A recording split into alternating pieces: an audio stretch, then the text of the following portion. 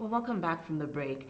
We'd love to have you be a part of the conversation. If you can find us on Facebook and on Twitter, Urban TV, and you can help us with this discussion. Today we're talking about adoption. And with adoption being a little taboo within our culture, what are the results of institutions that have actually taken in orphans, and what is the outcome? In the studio we have with us Marjorie Nassolo. Welcome.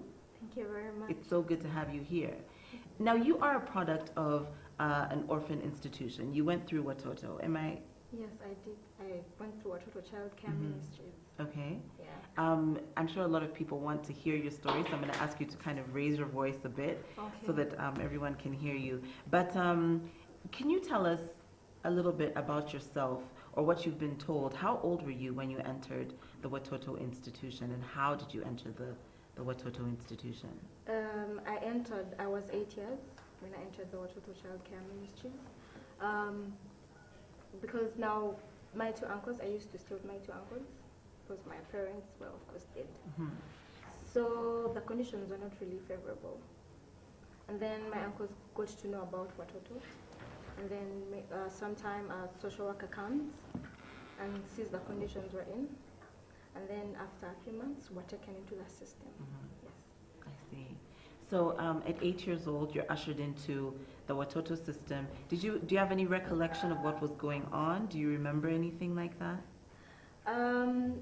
Yeah, I have some bit of recollection because I went with my two sisters. I had a young sister and some older sister. So they took us in a home because they have a village where there are different homes. Yes, I've been there. Yes. So they put you in a system and you have a new mom. Yeah, and then you have other children as well. Like you have, because there are 8 children in the home. So they put you in that home, and generally it's like family. Yeah. Okay. So were there members of your family who were resistant to you being taken into the Watoto village, as it were, or were members of your family quite supportive of that direction in that sense? Of course, they're very supportive because now, if I have an opportunity to be taken care of, yes, and because at that time there's nothing like, it was very hard for education. It was very hard to get basic needs. And so when there's a chance for me to actually get the best education, to actually get the right kind of family that can take care of me well, there was no resistance. They're actually happy for us. Yeah, both your maternal and paternal sides were quite supportive. They're very supportive of it. That's quite impressive. Yeah. And did you settle in easily? Well, you see, because when you're in the foster home, they bring different children from different walks of life. Someone from Kampala, rural like that. So of course you do not know people and you're new to the system. Of course it's going to get you some time to settle in. But because you're going to be with these people for more than 6 years, eventually you're going to settle in. So it took me about like a year to actually learn the children I was with, to actually now to get to know that this is actually my new family. Yeah. And then eventually I settled in well, very well. Okay. So you and 2 of your sisters, you're all placed in the same home with one mama? Okay, that happened the first time we were there. Yes. But then the system changed. We reached a point where we had to go to high school. And the village as in, they don't have the high school, there's another village that had the high school. So we were shifted to another village that had the high school. And then, of course, we were divided. That is the time where we were separated. Someone would go to a different house, the other would go to a different house, like that. But initially, we were together. Yeah. So what is the culture at Watoto? You know, having grown up in that institution, a lot of people have looked at Watoto and the structures of Watoto as, they've questioned it. And yet, when I sit here and I speak with you, you're so articulate, you seem very confident and very strong. Let us in on what the culture is like at the Watoto village. The culture there, first of all, we have values. Yes, we are a Christian best organization. We have values of integrity, which they put in us as the children right from the time when we were born. Yes. Then there is discipline. Yes. Then, as like a normal family, what a normal family expects of their children. Then, of course, they expect us to excel, yes, at whatever that we do. If it's speaking, if it is writing, if it is, be it anything in life, it's excellence. And above all, for us, it's Christ first, yes, in everything. What I really like, one time having visited, your village, is that wherever you walk, there are plaques of I guess quotes that help you sort of instill these values within yourself. I also wanted to ask, with these newfound mothers, let me call them, or surrogate mothers, did you face any challenges? Because I think, me personally, when you get someone who's really new in your life, you do not know what they expect from you, something like that. Yeah. So you have to study them. So I had that challenge of getting a new mom. But then the mom I got was a really, really good lady. Yeah, because she understands that these children are new and they have no clue, no idea how to behave. So because this mom is a good lady, she will help you. She'll help you settle in. So I had a bit of maybe in a month, but then that next month you know that actually this is a good mother. So we settled in perfectly. What are some of the, because you are coming from a very different background and entering into a completely new culture, what have been some of the hardest things, or what were some of the hardest things for you to learn to deal with, given the background you're coming from? I mean, because they weren't teaching you a completely probably new culture. What were some of the things you were like, I don't like this, but, and I mean, could you remember some of those that you really found annoying in a sense? Not annoying in a sense. But because back home, where I come from, we used to be Protestant. Okay. Yeah. So now you come into the system, and the Watoto system, they are born again Pentecostal. So now it's going to be kind of hard for you to be a Pentecostal, and then, I mean, you're Protestant, then you go home, when you go to visit your relatives, you tell them that I'm actually born again. Why? Because the system is that. Yeah. Yes, you understand? So that's one of the challenges. But then eventually, as time went on, also the relatives back home said, Okay. yeah, because now they could see us, the children have all changed, and, things are different. Why not get saved? Yeah. So the Christ of the new family went into the Christ of the old family. So you have kept an interaction between the two families. Doesn't that confuse you? No, Watoto is a system where when you have your relatives, they'll give you an opportunity to go back. They'll give you like a holiday to go back and visit them. They don't want you to forget your roots.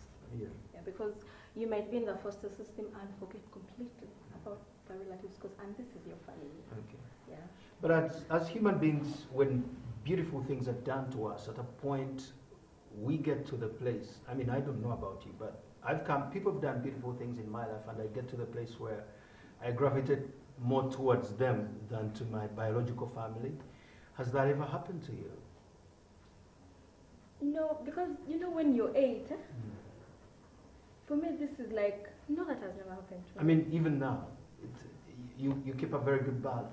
Yes, the balance is there. It has never happened to me that I lean more on the Watoto side than the biological side. Interesting. Yeah.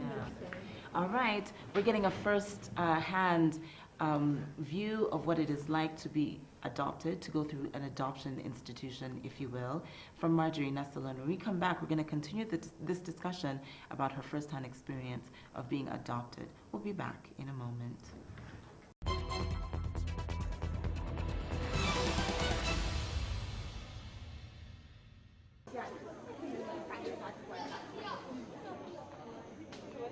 Playful, happy, and joyous, innocent as they look, no one knows what their future will be. According to UNICEF, more than half of Ugandans, over 15.5 million, are under the age of 15, and the disparities across wealth quantiles in Uganda suggest that even as the nation moves forward, the most disadvantaged and marginalized children are being left behind, especially in terms of health and child protection.